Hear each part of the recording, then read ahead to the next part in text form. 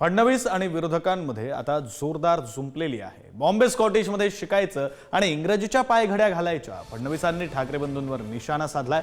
तर भारतीय भाषांना विरोध सहन करणार नाही असंही फडणवीसांनी म्हटलं। तर फडणवीसांनी इंग्रजी इंटरनॅशनल स्कूल बंद करण्याचे आदेश द्यावेत। संजय राऊतांनी फडणवीसांना टोला लगावला।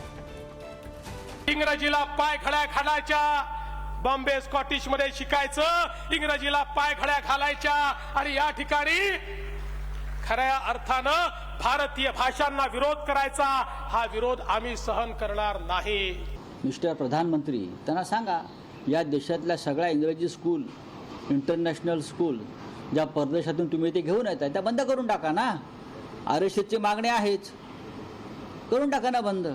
एक GR काढा ना, एक उत्तम GR काढा। तुम्हाला GR काढण्याची फार हौस आहे। देवेंद्र फडणवीस एक GR काढा, निदान महाराष्ट्रात तरी।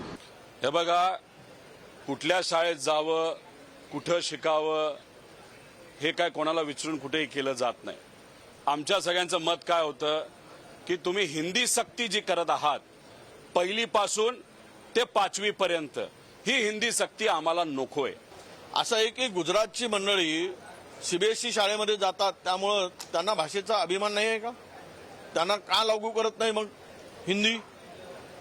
म्हणून कुणाची मुलं कुठल्या शाळेत शिकतात म्हणून मातृभाषेला विसरा असा आरोप करणं योग्य नाही, असं माझं स्पष्ट मत आहे।